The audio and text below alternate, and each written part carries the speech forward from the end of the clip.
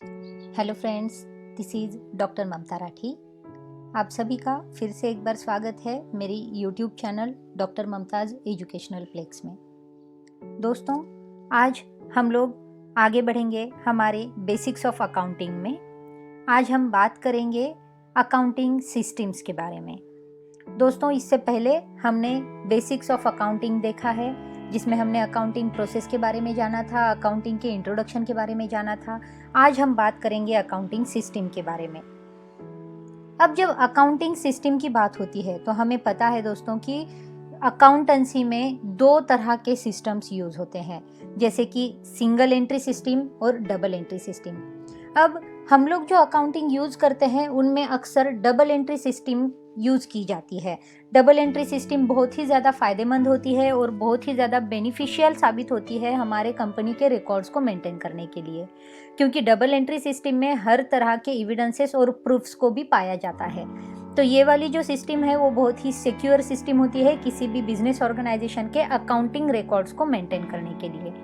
तो आज हम डिटेल में जानेंगे इन अकाउंटिंग सिस्टम्स के बारे में।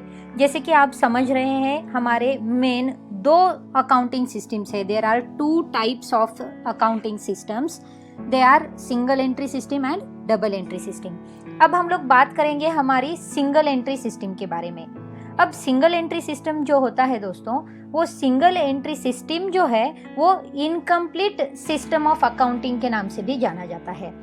अब जैसे कि कुछ स्मॉल बिजनेसमैन होते हैं, वो स्मॉल बिजनेसमैन के ट्रांजैक्शंस जो होते हैं वो भी बहुत कम होते हैं, यानी कि they in small businesses they have very less transactions and in that case they can use single entry system. जहाँ पर ट्रांजैक्शन ही कम है वहाँ पर सिंगल एंट्री सिस्टम से अगर आप अकाउंटिंग रिकॉर्ड्स को मेंटेन करते हैं तो ठीक हो सकता है। अब सिंगल एंट्री सिस्टम जो होता है उनमें सिर्फ पर्सनल अकाउंट्स ही ओपन किए जाते हैं और जो बिजनेस ओनर होता है वो पर्सनल अकाउंट के सहारे ही उसके अकाउंटिंग सिस्टम को जो है मेंटेन करते रहता है। कभी कभी सब्सिडरी बुक्स भी सिंगल एंट्री सिस्टम में मेंटेन किए जाते हैं, बट बहुत बार ऐसे होता है कि सब्सिडरी बुक्स जो होते हैं वो मेंटेन नहीं किए जाते सिंगल एंट्री सिस्टम में। अब जबकि रियल अकाउंट और nominal account single entry system में ओपन नहीं होते, तो प्रॉफिट एंड लॉस अकाउंट और बैलेंस शीट का प्रिपरेशन जो है वो बनाना पॉसिबल नहीं होता, क्योंकि अब हमारे पास डबल एंट्री सिस्टम ही नहीं है। तो हम लोग हमारी ट्रायल बैलेंस नहीं बना सकते, ना कि हम हमारे फाइनल अकाउंट्स के स्टेटमेंट बना सकते हैं। जैसे कि हमारी बिजनेस का जो फिनेंशियल पोजीशन होता है, यानी कि हमारी बिजनेस का जो प्रॉफिट है या लॉस है, उसका जो एक करेक्ट असर्टेनमेंट हमको करना है, वो करेक्ट असर्टेनमेंट हमें सिंगल एंट्री सिस्टम से नहीं मिल सकता है, क्योंकि सिंगल एंट्री सिस्टम में सिर्फ ट्रांजैक्शन की एंट्री होती है जो कि सिंगल हैंडेड मेंटेन की हुई होती है। और जैसे कि इसमें सिर्फ पर्सनल अकाउंट्स का ही जिक्र होता है, बाकी रियल अकाउंट्स और नॉमिनल अकाउंट्स के बारे में इसके अंदर कुछ लिखा नहीं होता है। तो हम लोगों को ये हार्ड होता है कि हम लोग हमारी ट्रायल बैलेंस बनाएं या हमारे लेजर अकाउंट्स को मेंटेन करें। तो सिंगल एंट्री सिस्टम जो होती है वो स्मॉल बिजनेसेस के लिए, जहाँ पर ट्रांजैक्शन बहुत ही कम होते हैं, वहाँ पर यूज़ किए जाना ठीक होता है। अदरवाइज हम लोगों को सिंगल एंट्री सिस्टम से बहुत ज़्यादा बेनिफिट नहीं मिलता है। अब ये बहुत ही पुराना तकनीक भी था अकाउंटिंग सिस्टम को मेंटेन करने का। तो ये जो सिंगल एंट्री सिस्टम है इसमें ये सारी बातें आती हैं। जिसके अलावा हम लोग देखते हैं कि डबल एंट्री सिस्टम। अब जब डबल एंट्री सिस्टम की बात करते हैं तो डबल एंट्री सिस्टम एक साइंटिफिक सिस्टम ऑफ अकाउंटिंग के नाम से भी जानी जाती है। और ये double entry system of accounting जो है वो वर्ल्ड वाइड सबने एक्सेप्ट किया है। किसी ने भी इसके एक्सेप्टेंस के लिए कोई भी एक्सक्यूजेस नहीं दिए हैं या फिर इसके ऊपर कोई डिस्प्यूट नहीं हुआ है। यानी कि डबल एंट्री सिस्टम जो है वो एक ऑथेंटिक सिस्टम है, एक बहुत ही आदर्श प्रणाली के नाम से हम इसे जान सकते हैं, या फिर इसे साइंटिफिक सिस्टम ऑफ अकाउंट्स भी हम लोग कह सकते हैं। ये डबल एंट्री सिस्टम जो है ये भी बहुत ही पुरानी तकनीक है हमारी अकाउंटिंग की, जिसे डेवलप किया था लूसा पैसियोली ने। अब ये जो लूसा पैसियोलो है वो इटाली से है, जिन्होंने 1494 में अकाउंटिंग सिस्टम्स के बारे में हम लोगों को बताया था, यानी कि उनको फादर ऑफ अकाउंटिंग भी कहा जाता है। तो उन्होंने सारी accounting system, double entry system के बारे में नई नई तकनीकें अकाउंटिंग सिस्टम में लाई थी। अब जो डबल एंट्री सिस्टम होती है हमारी, उसमें every entry has dual aspects of debit and credit. Her entry के दो एस्पेक्ट्स होते हैं, पहला एस्पेक्ट होता है डेबिट और दूसरा एस्पेक्ट होता है क्रेडिट। इसका मतलब होता है कि हमारे बिजनेस के जो एसेट्स है वो हमेशा हमारी बिजनेस की लायबिलिटी के बराबर होंगे। यानी कि डबल एंट्री सिस्टम जब जब हम फॉलो करेंगे तब तब हमारे एसेट्स और लायबिलिटीज एक ही बराबर होंगे। हमारे एसेट्स ज़्यादा है और लायबिलिटीज़ कम है, या लायबिलिटीज़ ज़्यादा है या और एसेट्स कम है, ऐसा कभी भी नहीं होगा। डबल एंट्री सिस्टम जो है वो डबल एंट्री सिस्टम हमारे अकाउंट्स को मेंटेन करने का काम करती है, और जितने हमारी एसेट्स होंगी उतने ही हमारे लायबिलिटीज़ होने चाहिए। यह खासियत होती है हमारी डबल एंट्री सिस्टम की। If we give something we also get something in return and vice versa. ये चीज़ हमें डबल एंट्री सिस्टम में देखने मिलती है।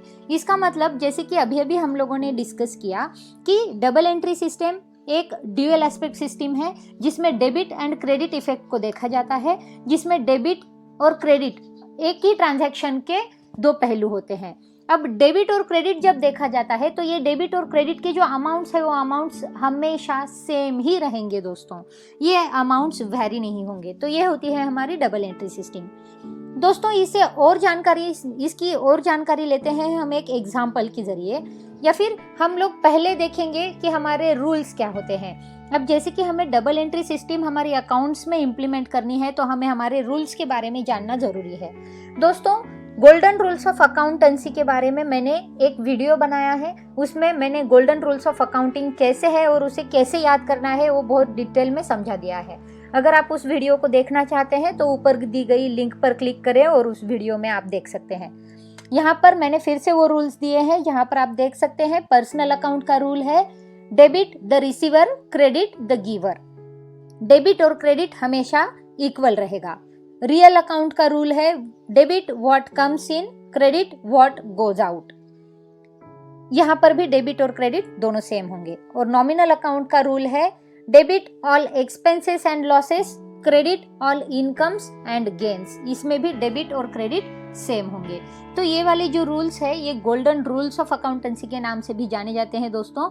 ये रूल्स ही हमें हमारे ट्रांजैक्शन की एंट्री बनाने के लिए मददगार साबित होते हैं।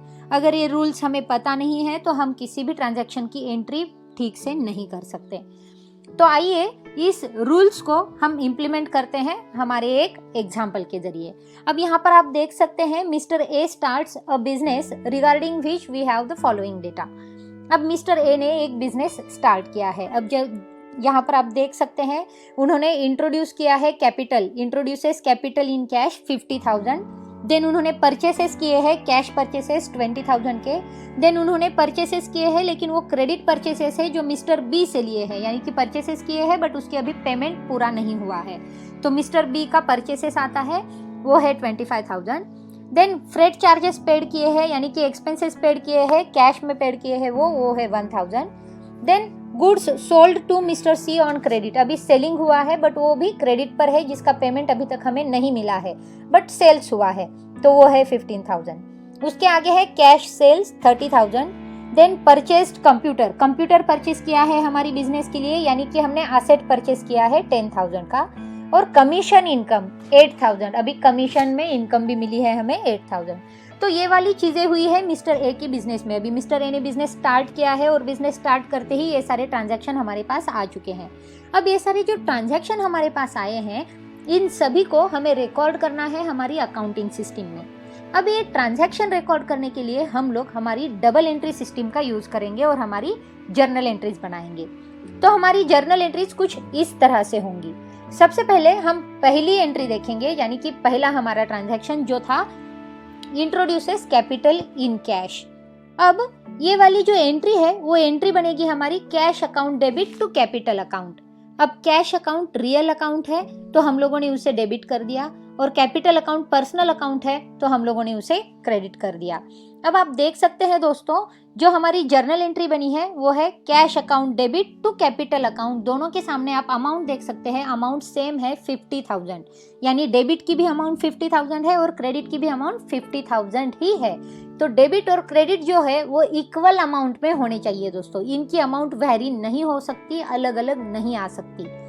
अब ये एंट्री किस बेसिस पर की है हमने, तो इसके लिए हम लोगों ने जो रूल्स था, क्लासिफिकेशन जो था, वो एंट्री का क्लासिफिकेशन किया। जैसे कि कैश रियल अकाउंट माना जाता है और कैपिटल पर्सनल अकाउंट होता है, तो उस हिसाब से उसको क्लासिफाई किया। और जो रूल है रियल अकाउंट का रूल डेबिट व्हाट कम्स इन, और पर्सनल अकाउंट का रूल क्रेडिट द गिवर, इस रूल के हिसाब से हम लोगों ने उसे डेबिट और क्रेडिट के सहारे एंट्री में डाल दिया है दोस्तों।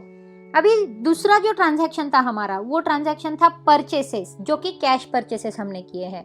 तो उसकी एंट्री बन जाती है goods purchased account debit to cash account.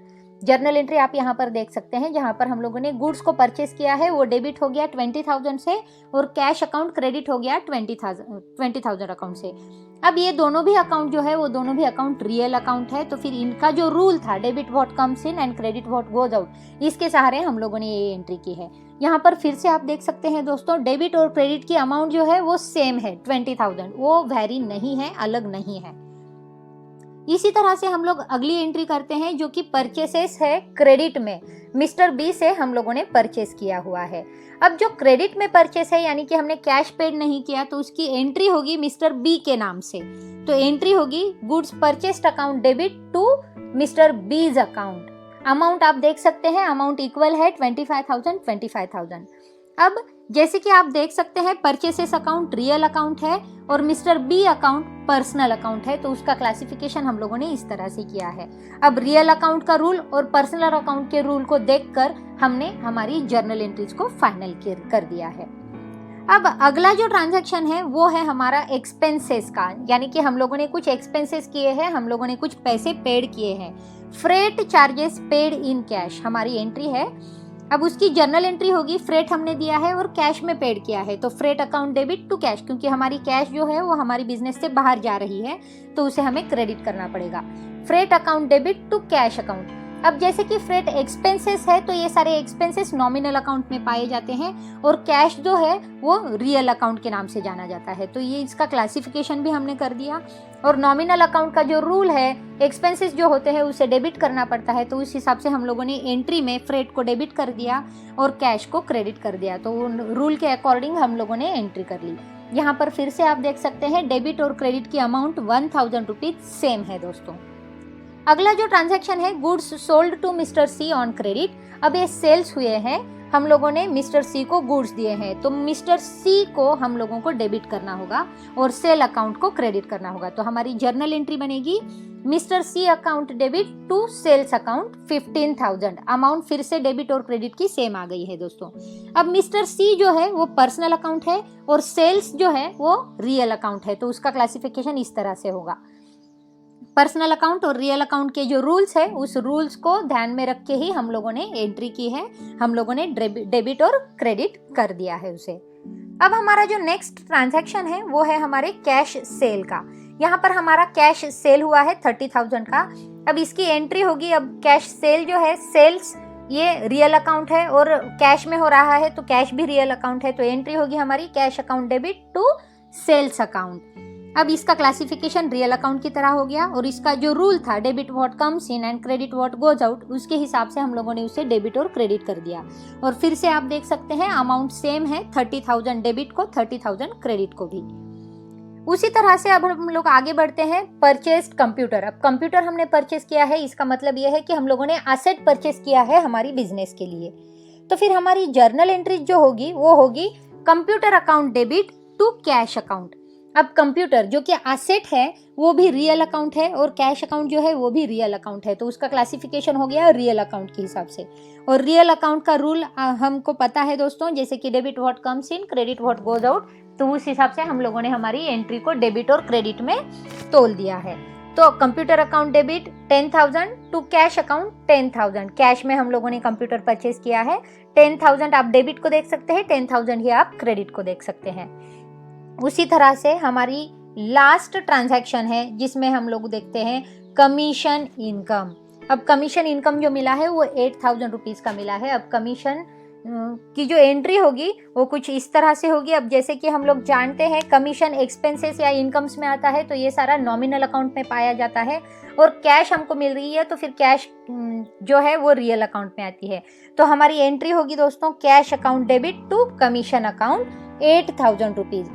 अब इसका क्लासिफिकेशन हम लोगों ने किया रियल अकाउंट और नॉमिनल अकाउंट में। अब जैसे कि हमें पता है debit what comes in real account का रूल है और क्रेडिट ऑल इनकम्स। हमें इनकम मिली थी कमीशन के जरिए तो उसको हमने क्रेडिट कर दिया है। अब आप देख सकते हैं cash account debit 8,000 to commission account 8,000। Debit और क्रेडिट दोनों की जो अमाउंट है वो दोनों की अमाउंट सेम है।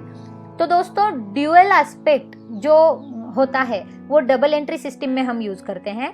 डबल एंट्री सिस्टम में जैसे कि आप यहाँ पर देख रहे हैं ट्रांजैक्शन एक है लेकिन उसके दो एस्पेक्ट है, एक डेबिट होता है और एक क्रेडिट होता है। तो इन ड्यूअल एस्पेक्ट में हम लोग उसकी एंट्री कर देते हैं। और जैसे कि हम देखते हैं कि दोनों जो एस्पेक्ट्स है वो दोनों एस्पेक्ट्स की अमाउंट जो है वो अमाउंट सेम होती है।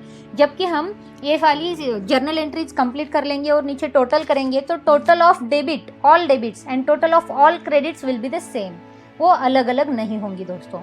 तो डबल एंट्री सिस्टम एक बहुत ही फायदेमंद सिस्टम है हमारी बिजनेस में अकाउंटिंग को मेंटेन करने के लिए, जिसमें हम लोग देखते हैं कि डेबिट और क्रेडिट के सहारे हम लोग हमारी एंट्री को मेंटेन करते हैं और हम लोग ड्यूअल एस्पेक्ट का इस्तेमाल करते हैं जिससे कि हमारे अकाउंटेंसी में एक्यूरेसी को मेंटेन करना आसान हो जाता है, या फिर हमारी अकाउंटेंसी में जो ट्रांजैक्शंस है उन ट्रांजैक्शंस को मेंटेन कर पाना भी बहुत आसान हो जाता है।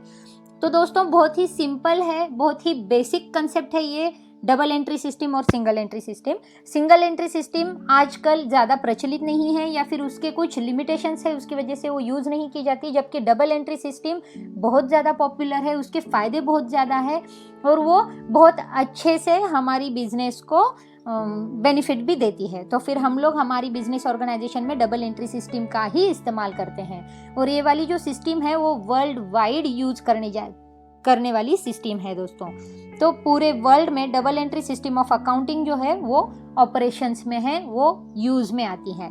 तो दोस्तों इस वीडियो में मैंने ये कोशिश की है कि आप लोगों को डबल एंट्री सिस्टम के बारे में मैं अच्छे से समझा दूं और डबल एंट्री सिस्टम में जर्नल एंट्रीज किस तरह से होती हैं, उनके क्लासिफिकेशन कैसे होते हैं, उनके रूल्स जो गोल्डन रूल्स है हमारे अकाउंट्स के वो गोल्डन रूल्स कैसे फॉलो होते हैं, इनके बारे में मैं आपको बता सकूं। दोस्तों ये वीडियो आपको कैसा लगा कमेंट बॉक्स में बताना ना भूलें। इस वीडियो में मैंने आपको डबल एंट्री सिस्टम और सिंगल एंट्री सिस्टम के बारे में सब कुछ अच्छे से समझा दिया है, साथ ही में एक एग्जांपल भी दिया है आपकी क्लियर अंडरस्टैंडिंग के लिए। तो दोस्तों हम लोग फिर से मिलेंगे हमारे नए वीडियो के साथ जिसमें हम बेसिक अकाउंटेंसी के एक छोटे से टर्म पर डिटेल में डिस्कस करेंगे। दोस्तों अगर आपने मेरे चैनल को सब्सक्राइब नहीं किया है तो मेरे चैनल को सब्सक्राइब करना ना भूलें। फिर मिलेंगे दोस्तों एक नए वीडियो के साथ, तब तक के लिए देखते रहिए, शेयर करते रहिए। Thank you.